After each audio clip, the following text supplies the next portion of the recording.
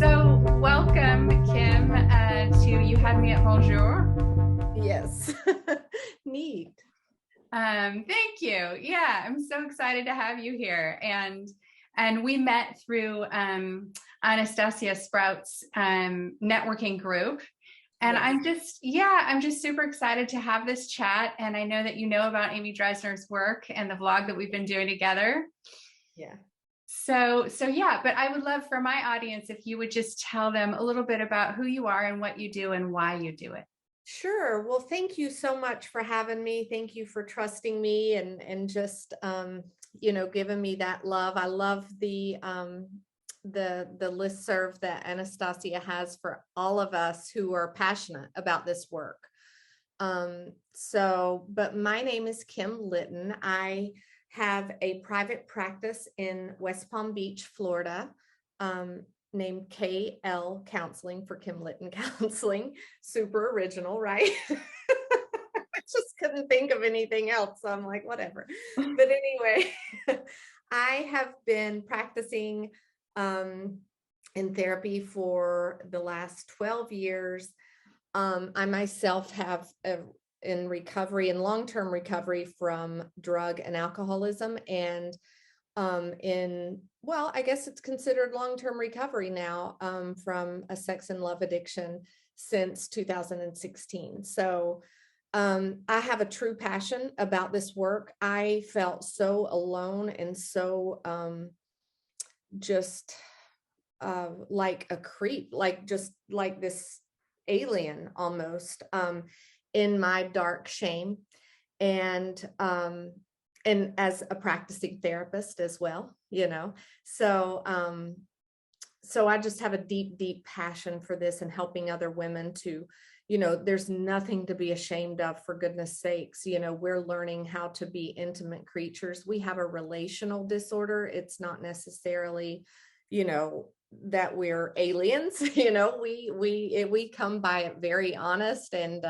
it's all about just noticing it and healing it, noticing it and healing it. So I thank you so much for having me on here.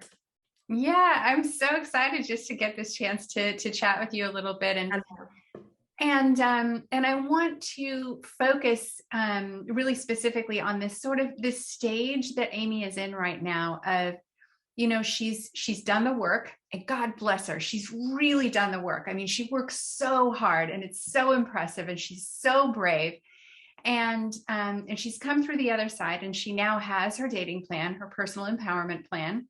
And so we're moving forward with that and sort of re-engaging, and this is this is an experience, this is a process. And what's that process like, right? Yeah. And having moments where it's like, oh, you did the thing that you didn't want to do, you know what I mean, where like you broke a bottom line, where like you said, this is my boundary, and then you cross the line. Sure. And it happens, right? Absolutely. Oh my gosh, yes. Absolutely. Right. So I would just love to hear both your personal and your clinical experience with that. With boundaries. Yeah, with just kind of going through that stage of reintegrating, re-engaging, and right. And what was that like for you? And also, what do you observe from a clinical point of view? Exactly. Okay. So I'm very candid, just a blanket disclaimer here. I'm very candid. So the dating process of starting and stopping, or dating and then realizing, oh, I crossed the bottom line. I really think it's so important, for my patients and for my clients and for any woman that I work with, to understand and know that her personal empowerment plan is strictly a guide. It is a guide. It's maybe like, think of it as like a recipe or something. Sometimes you don't want to use that, but you will also be able to taste that you didn't use that. You know what I mean? Or you'll also be able to taste that you did use that. And so, but if we look at it as a guideline, I heard somebody the other day on a podcast, and I would quote it, but I can't remember who said it. But if we look at it more as as like Siri would look at it. If we're driving down the road, Siri's not going to be like, turn around, you idiot. You were supposed to turn there. You weren't supposed to stop at that red light. You're supposed to, what the fuck are you thinking?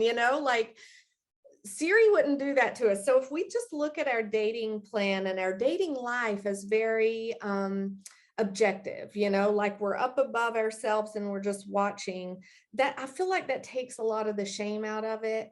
And it's like, oh, shoot, I slept with him on the third date and I wasn't supposed to sleep with him until, a committed relationship. I've got a lot of clients who have that on their bottom line, not sleeping with them until a committed relationship. And you get hot and heavy and one thing leads to another and you end up, crossing that your own personal boundary. And so it's so much about, just noticing that and noticing, let's take that as a learning experience. You know what I mean? So what was it that happened that kind of led you to, forget about the boundaries? Or what was it that happened? Was it an impulse or was it something that you thought about and you thought, well, I want to get closer to him, and just really kind of dissecting all of the parts there and seeing what led to that and if it worked for you or if it didn't. Most of the time it didn't, but sometimes maybe something did work and we have to keep that as well. Absolutely. So I love what you're saying is sort of like wear it like a loose garment, not like a straitjacket. Yeah, because I think we're so rigid and hard on ourselves anyway as women and as women in recovery that sometimes it can almost do the opposite of, it can beat us down into that shame hole so much that we end up being like, well, F it, I'm just a bad girl. I know that for me personally, I truly went through that feeling of maybe I'm just a bad girl. Maybe this is just who I am. I'm very sexual. I'm a bad girl. I'm naughty. You know what I mean? Maybe that's just who I am. Instead of looking at that as that was just a part of me. That was a part of me that protected me for many years. That bad girl piece, so, and actually it was protecting me from the vulnerable piece that didn't want to get hurt, so, and it's being able to look at that and not go straight into the bad girl, like go so hard back into the bad girl thing or just relapsing completely because, well, clearly I can't date, so I can't do this right or whatever, because I feel like we as a society too, we struggle with, doing things right and wrong. But what if we just looked in the gray area and was like, okay, let's just information gather here.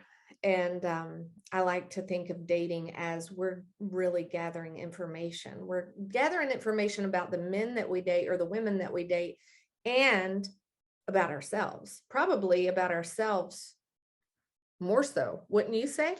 Absolutely, 100%. And I feel like the thing that Amy does really well is that she's able to really be honest with herself and with me. Yeah. And I'm like, girl, you keep doing that. Yeah. You're going to be just fine. And it's this thing of like, when we have the moment where we do the thing we didn't want to do, we cross that boundary but we're honest with ourselves about it. We're honest with someone else about it.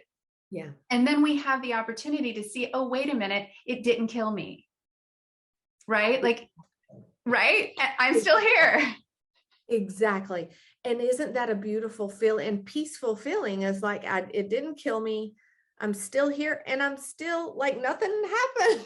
Like, so that's huge. And, and also I do want to kind of say that I don't want it to seem like I'm just okaying all relapses. And, I want to know, I'm very big on accountability. So I think that's so awesome that Amy is so honest, because I think that is the number one thing that we have to be if we're in true recovery is honest. And as long as we're super honest, then we can work on all of it. We can really look at all of it. But yes, being accountable is just, it's a staple of recovery. But yeah, what a refreshing feeling when we're just honest about it and we realize, okay, I'm living to see another day here. I will date again. Yeah. And then, and then also, so I feel like when we take these little risks, whether it's the risk to, let the person pursue me because I'm used to being the pursuer, and this is a risk for me because I'm afraid that they'll never call, right? That's a little risk we can take. And every little risk that we take increases that window of tolerance, right? So there's just a little bit more uncertainty that we're able to sit with. Yes, I love that. Right. So next time, maybe a little bit longer. And I think that as she's building that, she's also beginning to see that if she sits out the craving, it will pass. It will pass. Listen, I was in a wonderful training a couple of years ago, and the doctor told, the doctor was explaining that very thing of, if we do not act on a craving, that each time you do that, not acting on a craving, every single time, and this goes for all addictions, but he was specifically talking about sex addiction. If we do not act on that craving, each time our brain is rewiring, our brain rewires every single time. So if this, craving was super intense and crazy hard for me to get through, I can guarantee that my craving, in 3 weeks or something won't be that intense, because why? My brain is rewiring itself to be able to, handle those cravings in a more calm way, not as intense and not as powerful over us. Cause I remember cravings were so freaking powerful, so I get that. I totally, Yeah. Yeah. Absolutely. And I feel like it's funny because we try to talk about this, what led to the craving, what led to the, to crossing the boundary, whatever it was, and, and walking back from there. But I remember being in that place and I was like, I have no idea. I would be like, I do not know. I don't know what happened. I don't know what came over me. It takes a lot of awareness to be able to figure that out. Yeah. I love that you say that, though, because isn't that the truth? And we're all guilty of that. Like, we all have went through, I'm just nodding my head like, absolutely. I remember that too. We're just not aware. And I want to go back to that honesty piece of, like, when we do find a trusted other, like Amy has in you, and being able to just be very raw and real and honest, like, that person can kind of help us unpack the things and help us to become aware. Just the act of being honest and kind of spilling it to somebody else, I think that increases awareness. I find it so beautiful that, clients will come into my office and they'll start therapy, and they're like, okay, so how does this work? And I'm like, well, let's just unpack what you have here and let's just sort it out and see, And every time I have this one in particular I'm thinking of, and she's just like, okay, so will you tell me what I need to do? Or will you tell me when this is working? Or will you tell me? And it's just like, it's so cute because I know in a few months she's going to be a different person. And it's just from coming in and unpacking her stuff and us sorting through it and her gaining all these like nuggets of awareness about herself. And it's really her doing the work. I'm just like holding her hand. I'm just that person that she's like talking to, So that's the beauty of having a trusted person in your life, or trusted people. Mm-hmm. Yeah, absolutely. And it's interesting how we can see that change long before they do, right? Oh, I know. I love it though. Yeah, it's amazing and beautiful to be able to watch, from our perspective. And I'm always reflecting that back, because I feel like it's inspiring to be able to see, oh, I have made progress. Oh, wait a minute, I did, make it a week longer or half an hour longer, whatever it is. Exactly. You know what I mean? Yeah. And that is recovery. Every time you've made it longer, or every time you've realized, oh, made a mistake, or oh, crossed a line, crossed a boundary of my own, and you reel yourself back in, basically, that's recovery. Recovery doesn't look like we're just like doing everything perfectly and we automatically find ourselves in this perfect relationship with this perfect man. It just does not look like that. I mean, if only. What? If only. No. Right?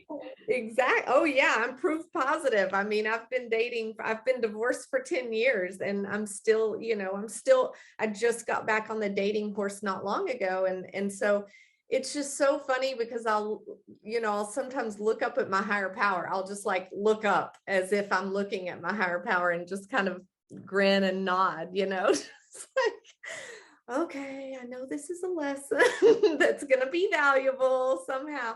But don't get me wrong, there was a time when I would have really been, it's a painful journey. It absolutely is. And I wonder sometimes if the cravings themselves are almost part of like the grief process. Yeah. Ooh. Do you know what I mean? Of like a thought process. Yeah. Of just grieving the person that we used to be almost. You know what I mean? Yeah. Yes, exactly. I was sharing with my girlfriends the other night because I'm very humorous. Like I'll use a lot of inappropriate humor to kind of poke fun at, like that's just one of my defense mechanisms, I guess. But I was just like, oh, it's just so much easier to just sleep with them. And then and then you like know if that, and of course I'm saying this in a humorous way, but it is that grieving, like, remember when I could just have no problem sleeping with somebody.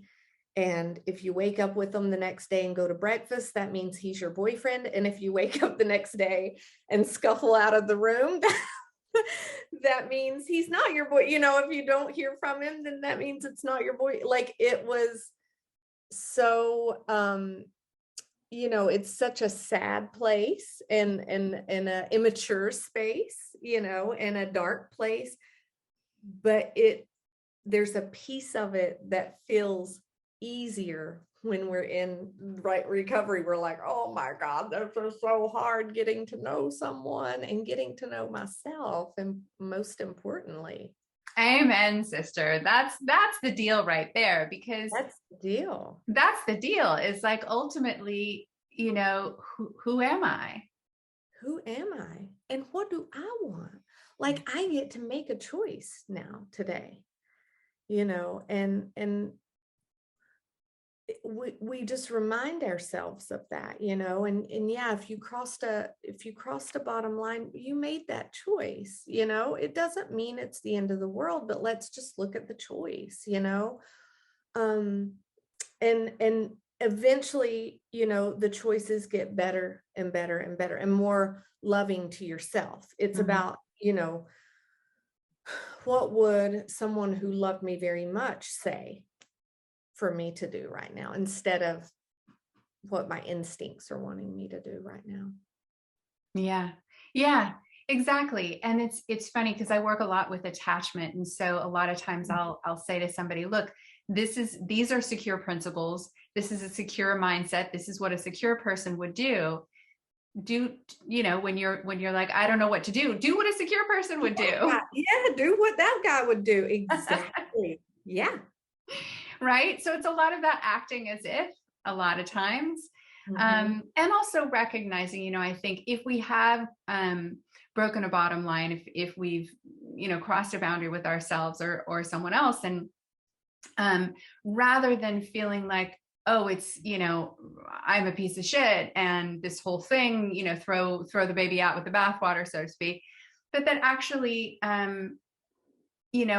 that's not what it's about. Actually, everything all the work that you've done up until now is not lost. It's just one more step, you're ready to take the next step is what that means. Absolutely. And if we're looking, if you want to even just look at attachment alone, which I think female sex and love addiction has a lot more to do than with just attachment. But if we're going to look at that piece alone, that is a pre-verbal. That's something that happens pre-verbal in us. So there'll be clients that say, I feel like this is such a primitive piece of me, like it's almost like a muscle memory or something.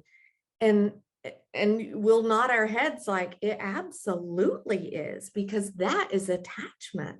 That's something that formed when we were 0 to 3 years old. That's something, that we will always work on.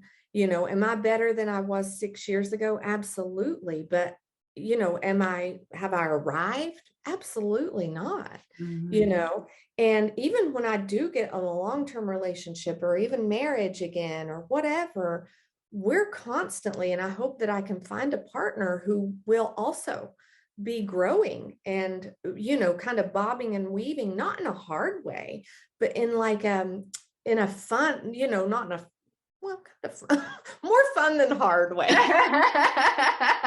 I mean, this has been such an awesome conversation. I love you so much already. I mean, I'm like soul sisters. Like, what? How have we not met before? This is amazing. I'm serious. Yeah, we're gonna have to collaborate on something else for sure. Absolutely, I would love that. And I would too. This has been just a super illuminating conversation. I can't wait to share it with Amy and with all of our viewers.